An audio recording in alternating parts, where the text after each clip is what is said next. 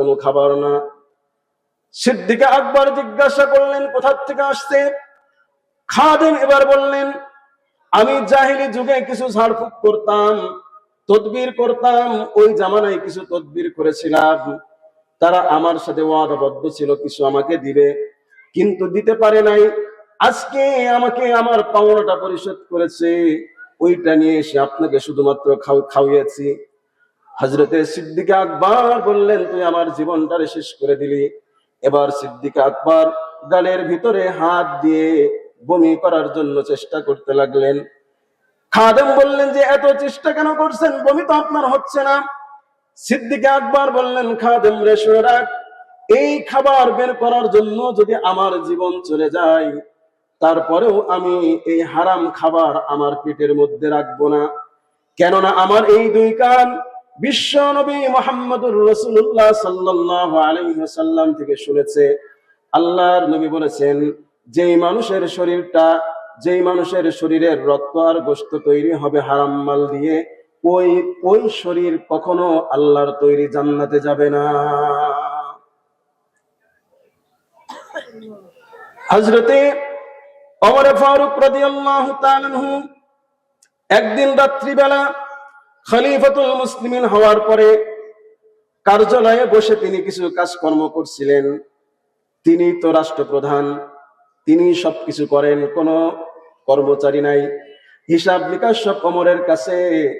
হযরত ওমর যখন হিসাব নিকাশ করছেন, গভীর রাত্রে কে যেন ঘরের দরজার মধ্যে নক করলো, টোকা দিল। খলিফাতুল মুসলিমিন ওমর ফারুক রাদিয়াল্লাহু তাআলা আনহু সাথে সাথে ঘরের দরজা খুলে দিলেন।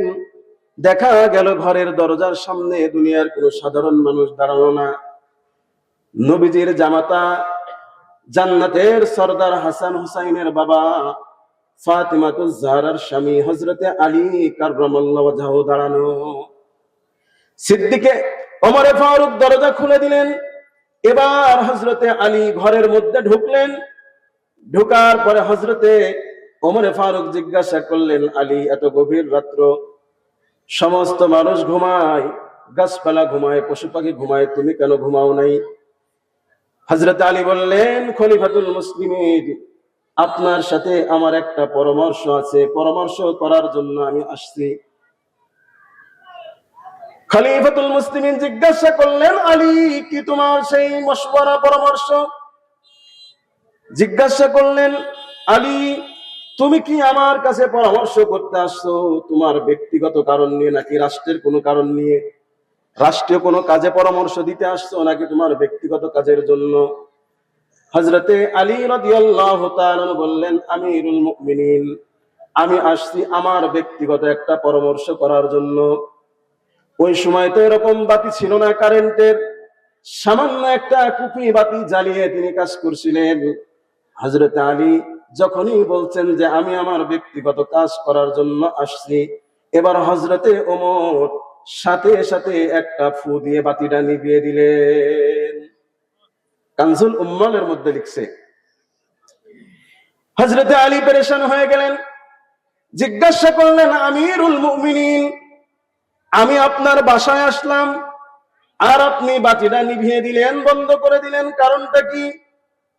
খলিফাতুল মুসলিমিন ওমর ফারুক রাদিয়াল্লাহু তাআলা বললেন, আলী, এই যে দেখছো কুফি বাতি, এটা কিন্তু আমার নিজের ব্যক্তিগত তেল দিয়ে জ্বালানো না। আমি রাষ্ট্রীয় কাজ করার জন্য, রাষ্ট্রের টাকায় কিনা তেল দিয়ে আমি বাতি জ্বালিয়েছি। সুতরাং এটা শুধুমাত্র রাষ্ট্রের কাজের জন্য জ্বলবে। তোমার আমার ব্যক্তিগত কথা আর কাজের জন্য যদি বাতি জ্বালাই, হাসরের ময়দানে আমি আল্লাহর কাছে কি জবাব দিব? বলেন সুবহান।